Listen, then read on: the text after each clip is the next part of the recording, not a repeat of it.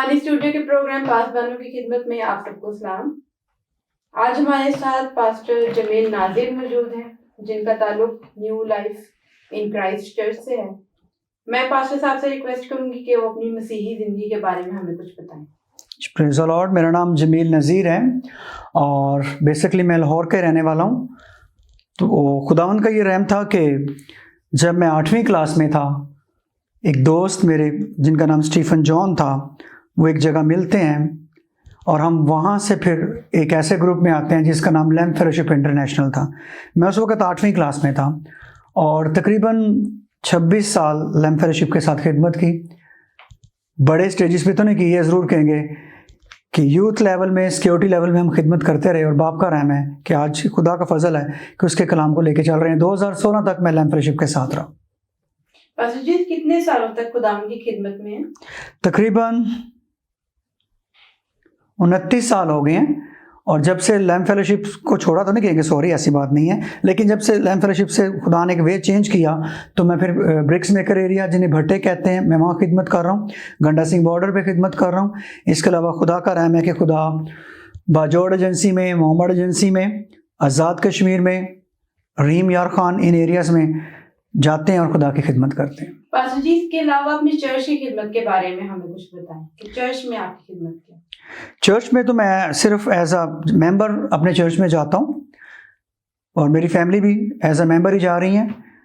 और इसके अलावा ये हकीकत ज़रूर है कि स्पेशली जो खुदा खिदमत ले रहा है वो ब्रिक्स मेकर एरिया, भट्टों पे हम लोग खिदमत कर रहे हैं। इसके अलावा अभी जो रिसेंटली सैलाब आया हुआ है तो इट्स अ मिनिस्ट्री वर्क, क्योंकि यीशु मसीह ने पूरी दुनिया के लिए जान दी, ना तो मसीहत के लिए ना उसने ज्यूज़ के लिए।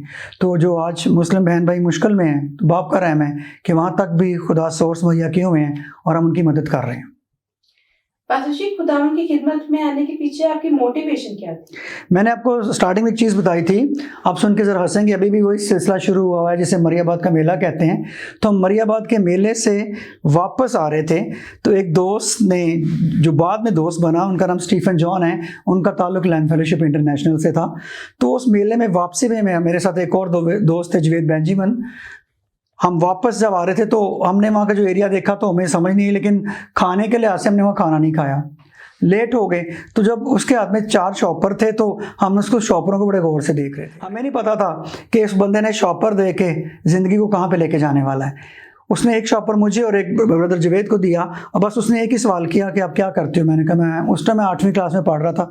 मैं 8वीं क्लास, उसने कहा हमारे यहाँ पे एक मीटिंग होती है और उसने जगह बताई मुझे। उस टाइम जो मीटिंग थी वो सेंट मारिया हाई स्कूल में थी, सेंट मारिया हाई स्कूल में, वहाँ वो मीटिंग हो रही थी। तो उन्होंने कहा जी आप कभी टाइम निकालें तो आएँ। तो वेरी नेक्स्ट हमने उनसे रब्ता किया और उस मीटिंग में गए। उस दिन से लेके आज तक डेट्स गॉड ग्रेस कि खुदा के साथ हैं और खुदा में हैं। Praise the lord. Pastor ji, program के इख्तिताम पे आप हमारी ऑडियंस को क्या मैसेज देना चाहते हैं? बाइबल मुकद्दस में एक चीज़ जो मैं जब लैम्प फेलोशिप में, सिर्फ ये नहीं कि दरियाँ ही बिछाई हैं, प्रेज द लॉर्ड, सिक्योरिटी की है, प्रेज द लॉर्ड, इसके अलावा लैम्प में एज अ एवेंजलिस्ट भी खिदमत की है। और उस दौरान जो मेरा सबसे पहला मैसेज जो मैंने शेयर करना शुरू किया डिफरेंट ग्रुप्स में, मैं उसको सिर्फ एक पॉइंट है कि मैं उसको ज़रूर आपके सामने रखना चाहता हूँ। और वो पैदाइश की किताब, उसका 3रा बाब है।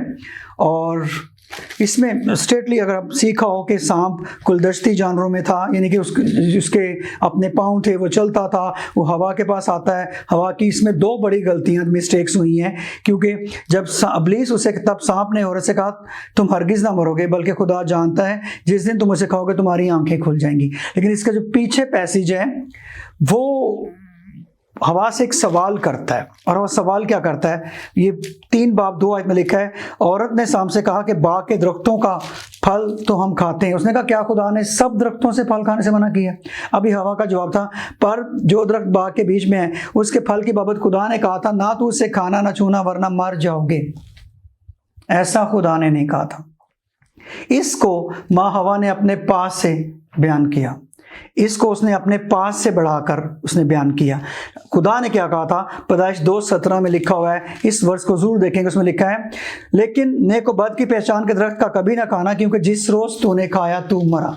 डेथ तो उनकी हुई, लेकिन रूहानी तौर पर उनकी डेथ हुई, जिस्मानी तौर पर तो वो जिंदा रहे, लेकिन रूहानी तौर पर उनकी वहाँ पे डेथ हो जाती है। सेकंड, औरत ने जो देखा फल देखने के लिए अच्छा है, उसने खुद से जजमेंट की।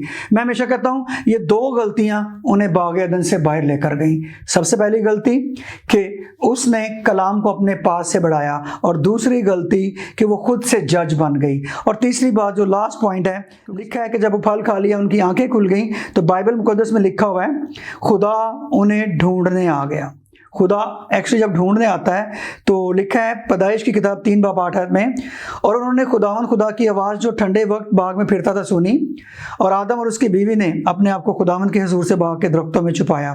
तब खुदावन ने आदम को पुकारा और उससे कहा, तू कहाँ है? तब खुदावन की आवाज़ सुनने के बाद उसने अपने आप को दरख्तों के पीछे छुपा लिया। क्यों? क्योंकि टेक्निकली वो बरहना हो चुके हुए थे, और इससे पहले उन्होंने अपने लिए अंजीर के पत्तों को सीख कर लुंगियाँ बनाई, लेकिन ड्राई के बाद फट गई। लेकिन जब खुदा मिलने आया वो पीछे छुप गया। ये एक सवाल, आज दुनिया में इंसानों की तादाद ज़रा चेक कर लें। मैं मज़हब की बात नहीं कर रहा, मैं तो पूरी दुनिया की बात कर रहा हूँ। आज खुदा ये सबसे पूछ रहा है, वो जमील से पूछ रहा है, वो आपसे पूछ रहा है, हर एक से पूछता है, आए मेरे बेटी, आए मेरे बेटे, तू कहाँ है? आदम अपनी पोजीशन नहीं बता रहा था, वो दरख्तों के पीछे था। लेकिन दैट्स माय थॉट, हर इंसान की अपनी सोच होती है। काश आदम उस टाइम सामने आ जाता और घुटने टेक कर खुदा से माफ़ी मांगता, तो क्या खुदा माफ़ ना करता?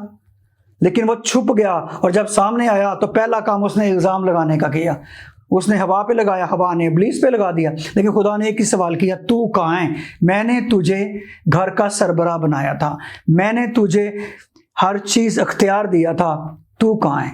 और ये बात बिल्कुल इसे डिनाई ना कीजिएगा कि आदम कहीं दूर था। नहीं सर, बाइबल पढ़िएगा, लिखा उसने फल लिया हवा ने और आदम को दिया, वो पास ही था, उसने रोका नहीं। इसलिए आज हमें देखना है कि हम हैं कहाँ पर, खुदा के सामने है कि छुपे हुए हैं। हम जैसे मर्जी हों बस उसके सामने आ जाएं। यकीन कीजिएगा जो कुछ मर्जी हमसे हो चुका हो, सिर्फ उसके सामने आके घुटने टेक दें, वो माफ़ करने पर कादर है। God bless you.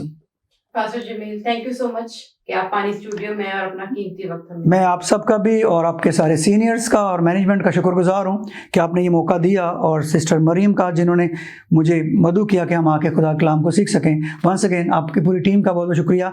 और जो काम आप कर रहे हो, मेरी दुआ है कि बहुत सी ज़िंदगियाँ कलाम के वसीला से बदली और गवाही के वसीला से। आमीन।